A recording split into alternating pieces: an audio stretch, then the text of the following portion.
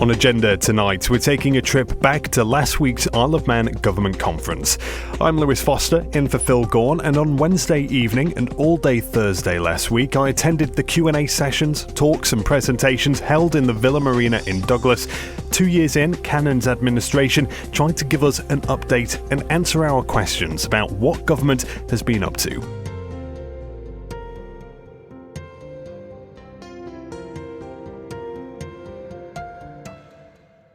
I'll start back on the opening night when Ministers Treasury, Chief and Health were all put in front of an audience in the Broadway Cinema Room.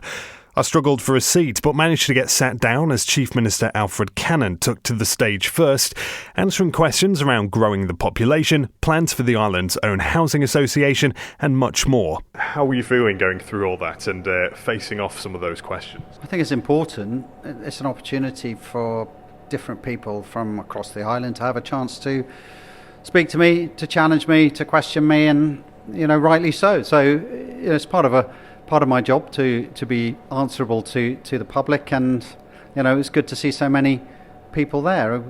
A range of questions. You never quite know what to expect. We got a good range of questions on everything from energy to housing, and I hope people came away at least with some sense of the purpose and direction that the government's following, and also clearly there was some of those questions which would leave me with some food for thought. Housing association, now this must be a very fresh topic. We've got more on this tomorrow at the conference, but about 3 questions around from Douglas councillors as well, it has to be said, in the audience. Were you expecting that to be a big topic in the Q&A?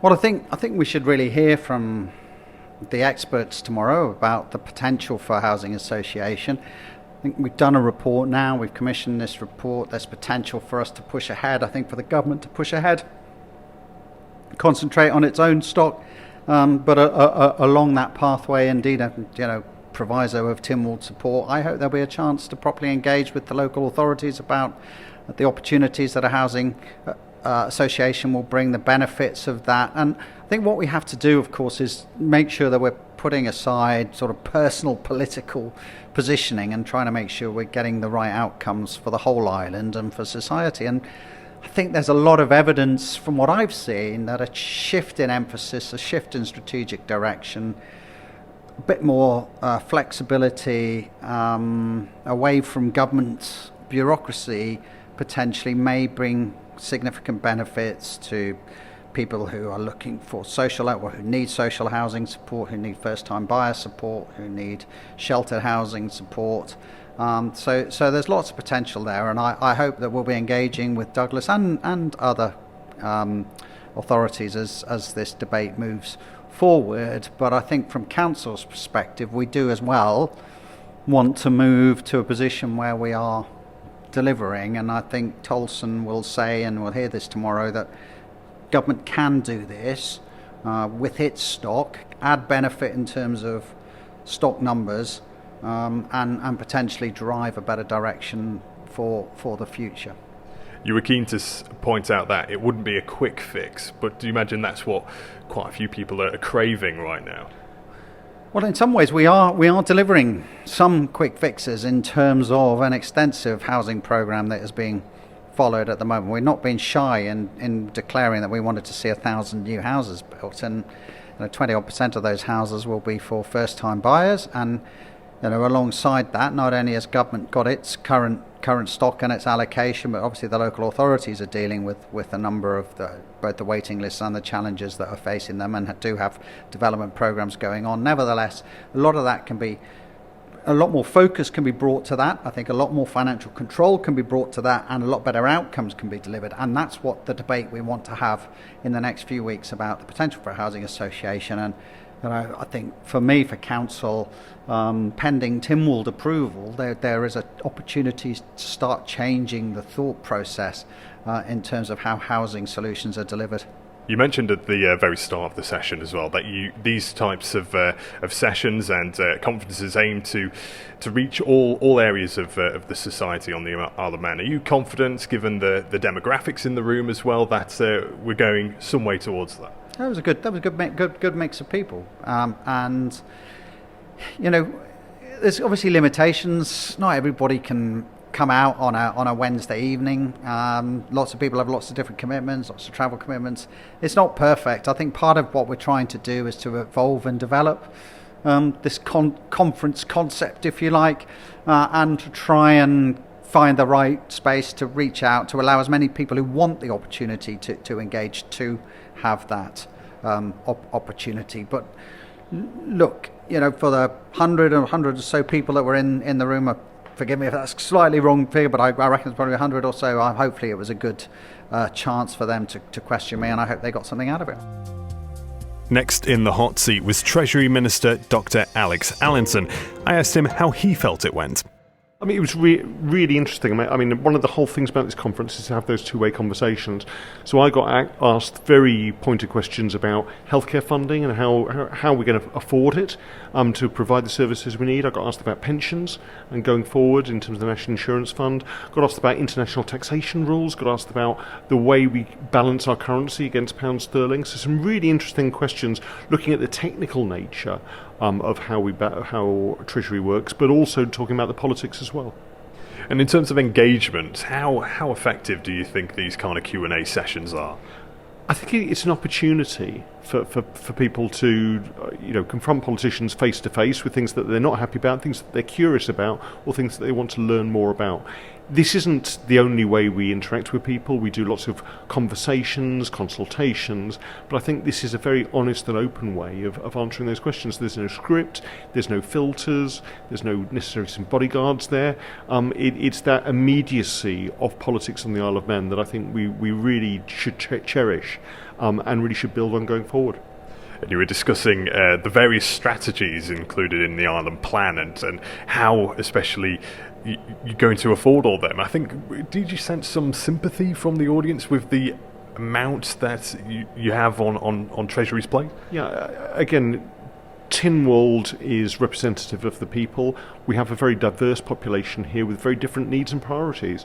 Part of Treasury's role is prioritising where we spend the money, because we have a finite resource here in terms of the budget, and we can't make sure that we put all the money in for everyone's wishes. What I'd like to think we do is we explain why we're prioritising one strategy necessarily over another, how we are committed to making sure those strategies deliver. Sometimes that's not just more money, it's working in a smarter way. But I think the questions were quite right, and that's something that both Treasury and the Council of Ministers are working on as we speak, because we are now at the point in this administration of delivering on these strategies and making sure people can see the benefit of some of the promises we made, particularly last year at the first conference. And, well, there was no escaping it. When it came to be Health Minister Laurie Hooper's turn, there was one topic which had the audience twitching in their seats: waiting lists. If you want to have 18-week referral times, if you want to have waiting lists that are not 2.5 years, we need to pay more into the system. It's that simple. We've got a system, it's not working. No, we have a system that is delivering for what we're paying for. What? A member of the audience highlighting the plight of a patient on the Isle of Man they claimed had waited 28 months for a gastroenterology appointment. I caught up with the Health Minister after this encounter. So I've had that conversation on the doorstep during the election campaign, for example. My position has been relatively clear for a number of years that if you want a top quality health service, you have to invest in your health service. It's the same principle, I think, for a lot of public sector services. The reality is, in previous administrations that hasn't happened, and so now we are in the situation we're in, and we are trying to dig ourselves out of it almost. But it is a difficult and long journey, and so the conversation we need to start having with the public and with Tynwald colleagues is actually, okay, what level of service do you want? And if you want a certain level of service, that's roughly what it's going to cost. How are we then going to pay for it?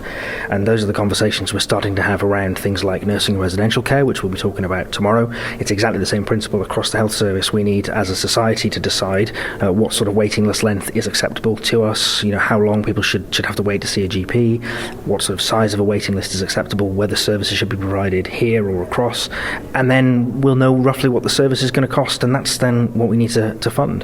At the moment, I think we're at risk risk of demanding very high service levels from, in this case, the health service, but I think it's also true elsewhere in the public sector, but not being willing to actually fund them the way that they're needed. And so it is now really well past time we had those quite honest conversations with each other. I know the Treasury are on board, looking at developing, a tax strategy around some of this stuff. It is a difficult place to be in, but it is unfortunately where we are.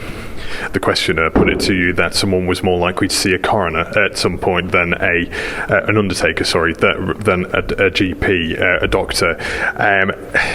How long can we last where we are now, do you think, before something has to change? I would argue that something has to change already. I think we're past that point, because we are in a situation where, if you look at Manx Care forecasting significant overspends, we're looking at 27 million was the last number. That is not sustainable. Sir Jonathan's report that was published in 2018 or 2019, don't forget that was a number of years ago now, that actually indicated if we don't solve this problem, the funding gap in health will balloon to the hundreds of millions rather than the tens of millions, and that is not sustainable for the Isle of Man. If we don't tackle this now, it is a problem that should have been tackled. I appreciate COVID did get in the way somewhat for the last administration, but if we don't tackle this problem now, we are handing this significant issue over to the next generation, and that is not a position I want to be in. And in terms of where we are, the government conference, do you appreciate this level of engagement and being able to be put in positions like that, where for the public that are in attendance and the other members of the government as well can see what kind of comments you get on a daily basis, I imagine? Yeah, that is regular, that conversation. There was nothing new or surprising about that line of questioning. From me, myself and Dr. Allinson hold public monthly surgeries in Ramsey for our constituents. Liberal Vannin hold regular public meetings once a month, every month.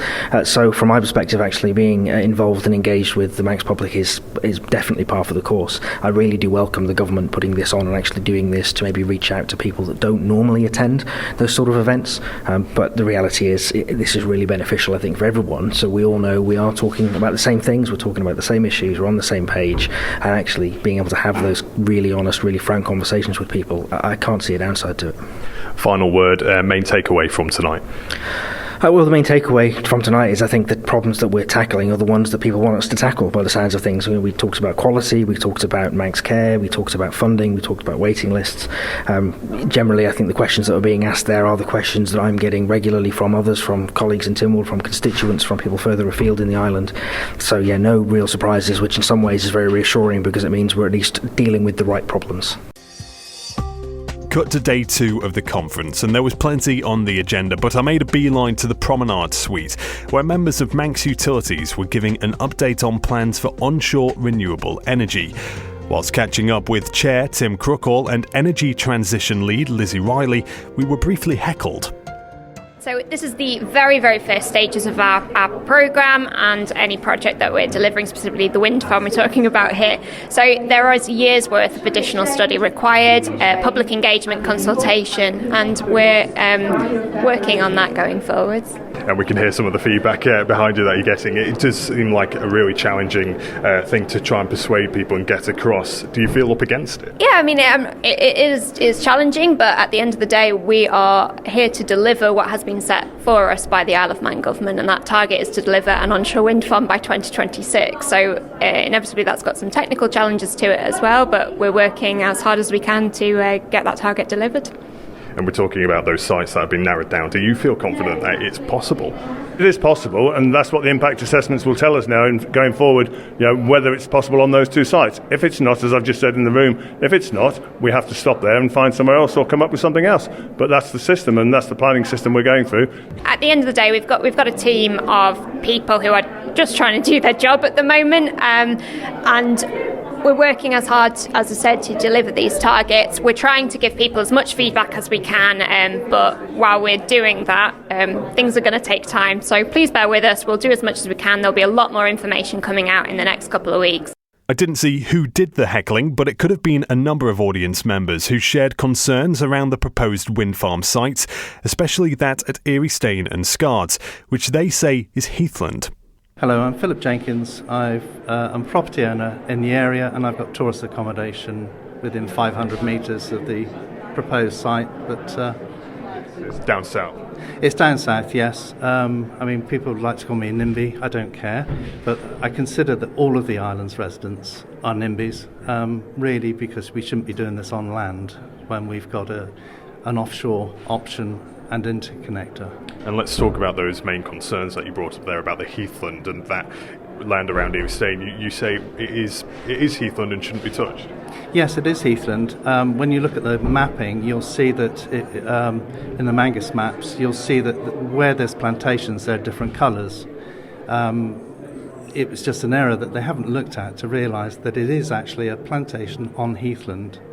And by their own admission, they do not build on heathland because the damage you can do, it's irreparable over 100 years, but it also won't be carbon neutral. There was a study done by a university in Scotland that stated if you built turbines on heathland, and this is without cutting trees down, it wouldn't be carbon neutral by 2050. So that in itself is a problem. Today's presentation, did it allay any of your concerns? No, it gave me a lot more. It just shows that they really haven't thought this through properly. They haven't engaged with the public.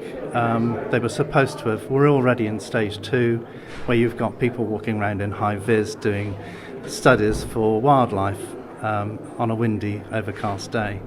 It's just not been done correctly. Well, I didn't have long to digest everything from the Manx Utilities meeting before I was back in the room to hear Manx Care Chief Executive Teresa Cope give a presentation on improving integrated care. I asked her what that and Home First actually means. So it sort of bridges the gap between hospital care and the basic primary care provision that we have. So it would allow you to perhaps come out of hospital care sooner with a little bit more support. It would also enable you to step up from primary care and avoid having to come into hospital. So it is basically that gap in provision that we've had for such a long time that we now are putting in place. And it really does help promote independence. It's allowing people to have that little bit of extra support without going into hospital, staying in their own homes if possible, staying in their own communities. So yes, I mean, that's it very, very simply. And I thought it was interesting, it was mentioned about people's perception of how to access care, calling 999, things like that we're used to might have to change. There might have to be some new thinking, as it were. Absolutely, and it's a model that has existed here on the island for an awful long time, and as I said, the model of ambulance service has not really changed for 30 years, and we know there is lots and lots of evidence, so it isn't like we're picking something new and different. Lots of health and care systems have put this in place. It's been well established for a number of years, and it's really important to convey that to the public, because ringing 999 isn't and shouldn't be the only option.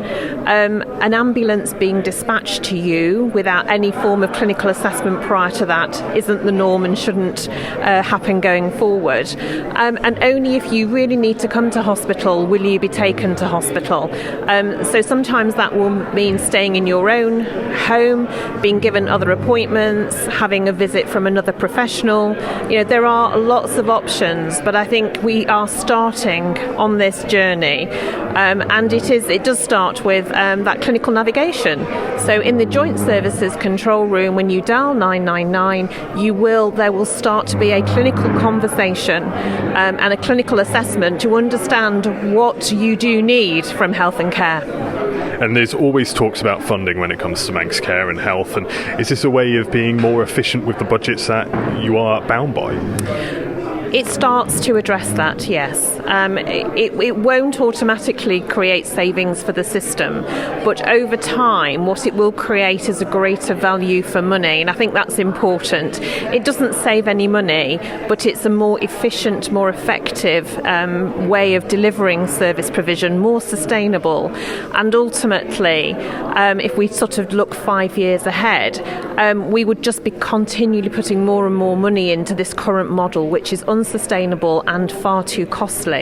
And in 5 years' time, we will have a better and more sustainable system that we can say it's actually delivering some value for money for us. Well, amongst the crowd hearing about these plans to improve the care system was the CEO of Crossroads Care, Jackie Bettridge. I think the concept is absolutely wonderful. I don't think we have bottomed out how we're going to do it. But more importantly for me, doing home first and keeping carers able, as in home people who live with people who they're caring for, I think that's going to be really, really difficult. We are not doing carers assessments. Carers assessments are not being done. And because of that, we have no idea who is living with who, how it works. No one is getting the care that they might need. We don't know about carers.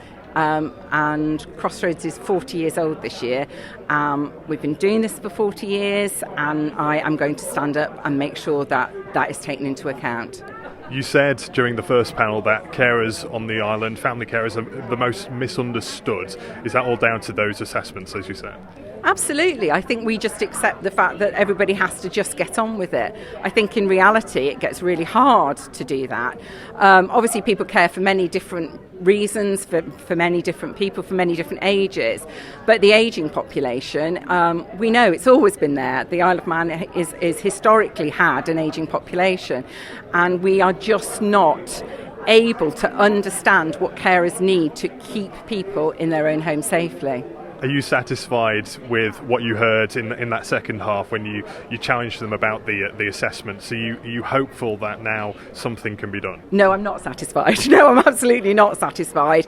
It is too little too late. So we need it now. And by now, I do mean now. This autumn, those carers deserve to have carers assessments, just to check that they're okay. And they need to be ongoing. People's lives change, people get older, and for me that is paramount to keeping people in their own homes. Well, it couldn't be everywhere at once, of course, but thankfully local democracy reporter Emma Draper was along at the panel Q&A in the afternoon, hearing about plans for a housing association. She spoke with Gary Kermode, the head of facilities maintenance, public estates and housing, and Lindsay Wood, a member of Andium Homes in Jersey. I think really early this year, both with Minister Thomas at the time and the Chief Minister, it became apparent that they wanted to move quickly. They wanted to deal with the housing crisis as it's perceived. That instigated an instruction re-looking at housing associations, which we did. We were given quite a tight timetable, and we would have preferred to do a wider consultative report, but the timeframes didn't allow for that. And we had so much prior information, and we had consultants that had worked with us and understood the market. We felt we were informed enough to deliver the report in the time they wanted it, to get it to the end of the summer so we could meet this conference deadline. We could then get it out to the wider island and hopefully get the go-ahead to move forward with it. At the moment, we've had to restructure the project to make it more consultative, to not go down this option one which everyone is jumping on. Focus on option one, obviously, because that will reduce time, reduce costs, depending on how wide we go with this. We're definitely consulting with the DOI tenants, and we just want to allay that there's no concern for them, there's no change for them, there's no issues on how they rent, the agreements they have in place at the moment. And yes, we will definitely be consulting with the people residing in the properties we're discussing. I think it could definitely work here. We have shown that it can work in Jersey. We took what was the housing department's homes and we transferred it to a housing association. It wasn't completely new people. All the people from the housing department transferred over to the housing association. But the key difference was that we created a structure and a business model whereby we could completely focus on housing, and that was just our main priority, without being distracted by wider government objectives such as health and education. From what I've seen and the people I've spoken to here, it feels like it is a model that could also work for the Isle of Man. And there we are, a whirlwind whip-through of the Isle of Man Government Conference 2023. So what's the point of it all? Well, government assures it's a good method of engagement. The times were changing from last year to include the Wednesday evening slot and allow more people to come along. And certainly some seminars were well attended, mostly by those who seem to have a vested interest in the topic. But in the Royal Hall, as the Chief Minister gave his final address, the number of empty chairs vastly outnumbered those taken up. So does the conference have value? Well, Alfred Cannon, who was battling with a trapped nerve in his back, told the audience he thinks so. So I hope that everybody has enjoyed the conference. I'll be interested to know from people whether or not they have got value. We will obviously consider how we deliver this again in the future, and I hope we get to deliver this in the future. So there we are. What do you think? Will you be going along next year? Will there even be a conference next year? We'll wait and see. Phil Gaughan will be back next time on Agenda. For now, though, I'm Lewis Foster. Guramayu. Thanks for listening.